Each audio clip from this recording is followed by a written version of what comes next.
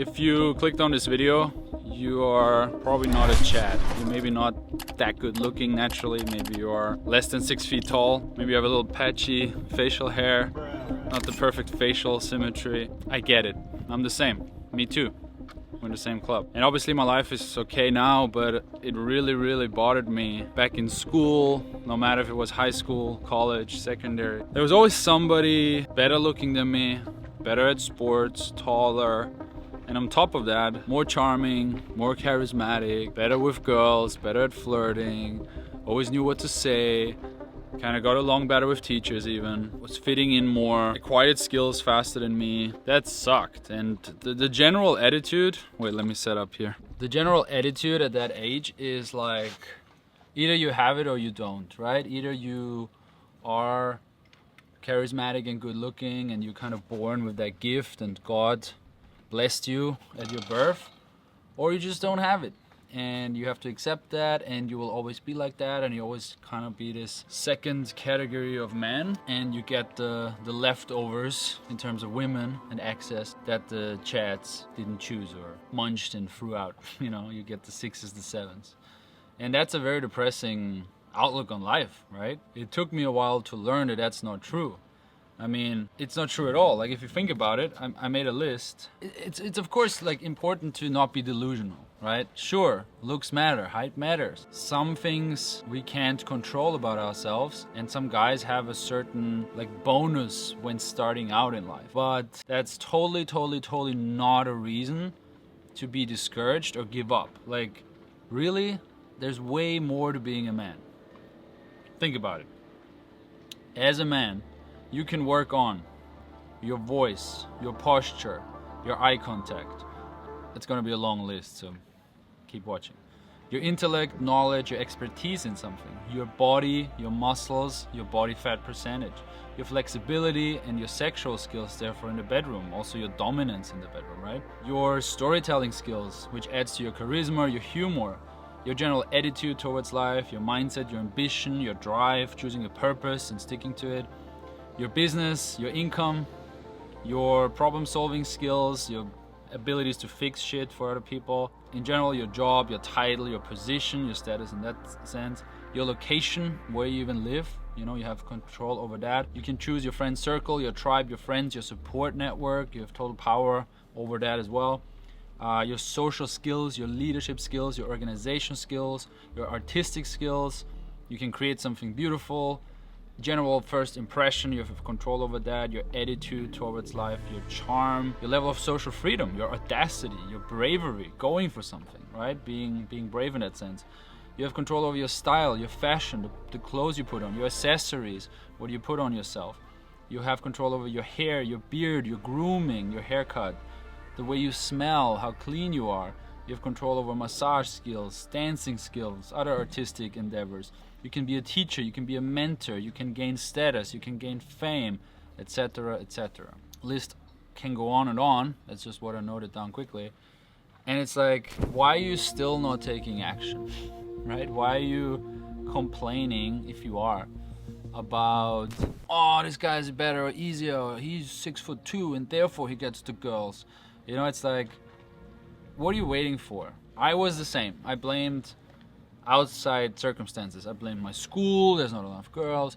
I blamed my friends because they didn't teach me, and my parents, or I didn't have like a strong father, mentor in that sense of how to be charismatic and stuff.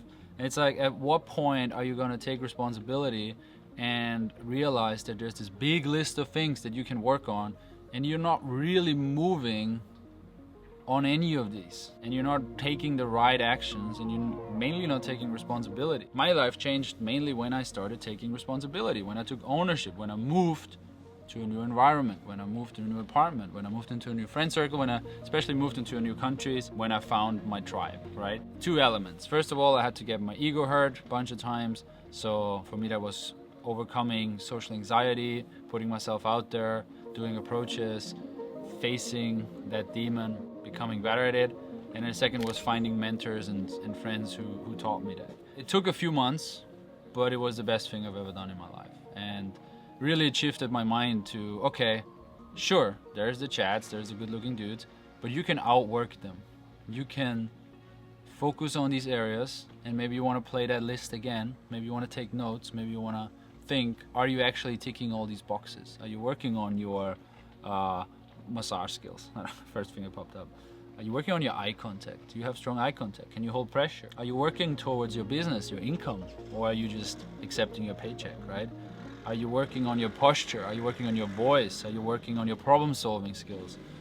And so on. Like, are you doing any of these things? Play it back and write like yes or no in the list, and maybe comment below. It would really help me if you engage with the content I'm giving here, and actually if you enjoy this format here where I'm just like talking a little bit loose. As I mentioned, finding a tribe here was crucial. I couldn't have done this alone because it's a long list, and it starts with mindset. Like, really, if you have negative inner beliefs like, oh, I'm a loser, I don't deserve this, there's guys who are better than me, right? Then it's very, very hard to get started. One of the guys that I started working with early on, who mentored me in cold approach and talking to girls on the street, had this amazing mindset shift where simply shifting your perception leads to different outcomes. So I would change my worldview from neutral or often like negative, sometimes a bit depressed, like the world's conspiring against me, to positive and almost a little bit delusionally optimistic. So for example, that could mean a girl looking at me on the street or in a cafe. I would have always thought something negative first, like first reaction, first thing that comes to mind. Ah, she thinks I'm weird. Oh, I said something wrong. Oh, I was speaking too loudly. Or she's reading my notes and something embarrassing, right? I was embarrassed.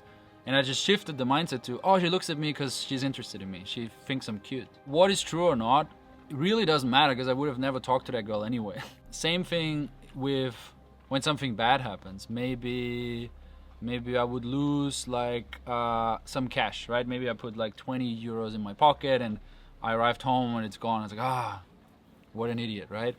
And I would instantly turn it into something positive. I would train myself to find the positive in the negative. So it's like, oh, I lost 20 euros. Or maybe somebody found it who needs it much more than me. Maybe I was, helping somebody pay for dinner tonight. Or, oh, it's a great motivation to become more wealthy, so that 20 euros is like nothing for me. So I don't even think about 20 euros, whatever, right? Because at that time it was a lot of money for me. The same with positive stuff. So maybe I would get like the last cookie in a coffee place, right? So they had like chocolate cookies and there was one left, and I get my coffee and my cookie every day, and I got the last one. It's like, oh, I'm blessed. The universe loves me. It reserved that last cookie for me, right?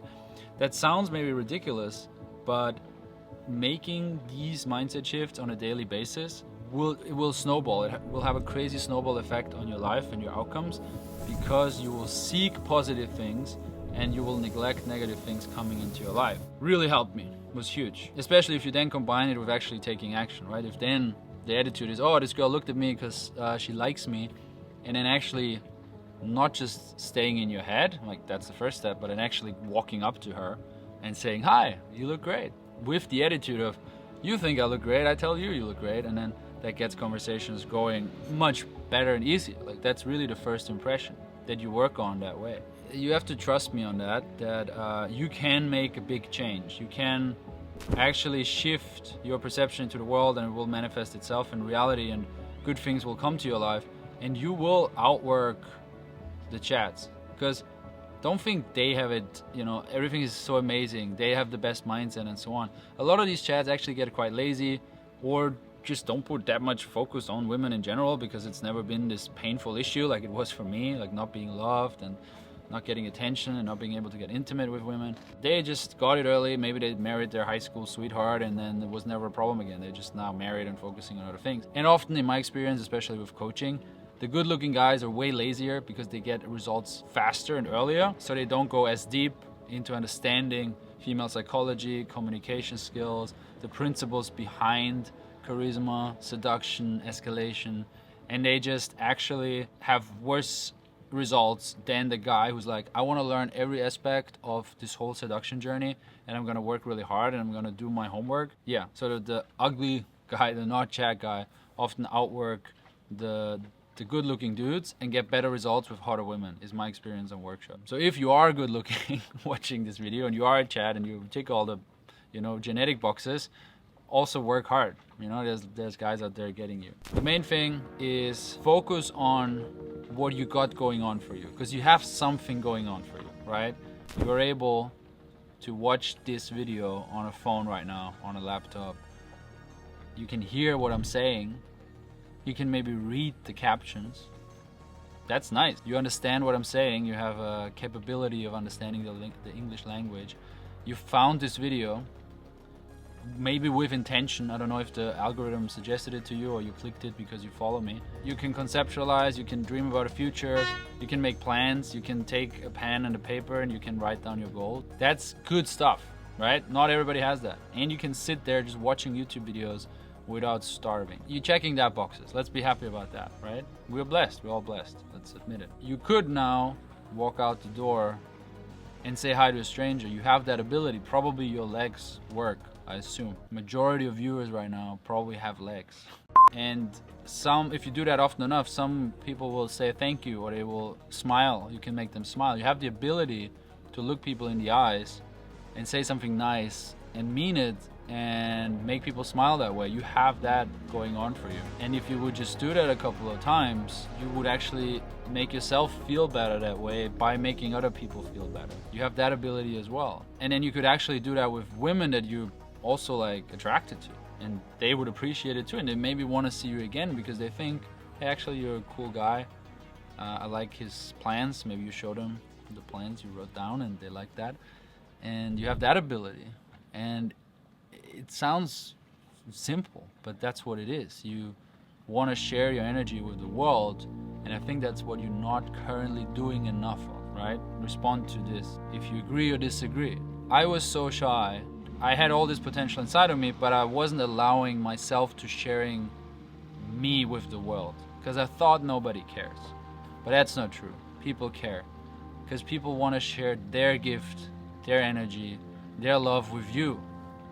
And somebody needs to make the first step, and most people don't. So you could take the first step. Do everybody a favor who wants to share their energy, but is also too shy, and make the first step for them. Introduce yourself, say hi, give a compliment, and embrace the cringe like I did over and over and over again. It's gonna be a little bit cringy in the first moments, but hey, we're all gonna die, right? So focus on what's going on for you, and don't focus on what you don't have, because you will always have something that you don't have. You will always not have something.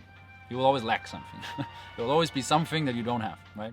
You will always not have as much money as some other guy. You will always not be as tall as some other guy. You will always not have the thing. There will always be the thing that you don't have. Forever. Always. All the time. So why you focus on that? It will never end. If you always focus on the thing that you don't have, you're in an endless, never-ending cycle of not having. But you could be in a never-ending cycle of having as well.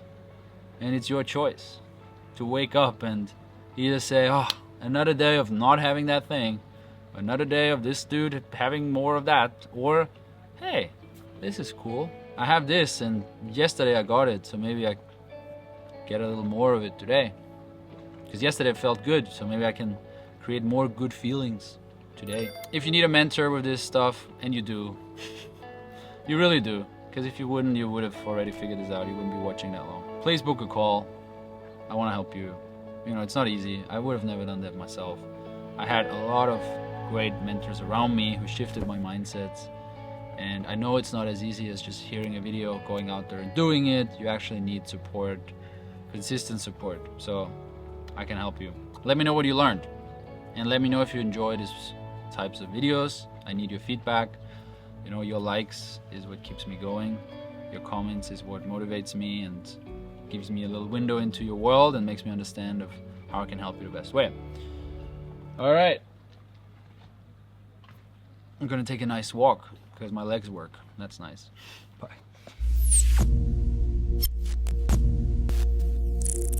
On a side note, behind the scenes of Alex making videos, it's like kind of a breakthrough. I remember watching Casey Neistat. Casey Neistat. The godfather of YouTube, the king of vlogging. One of the most prolific creators in history. many years ago. Many years ago. Must have been 13 years ago. Jesus. 12 years ago. Kind of depressing. But okay. And he had that setup, right? He had the gorilla pod, he had the one lens, the shotgun mic, and he had the camera just moving around with him.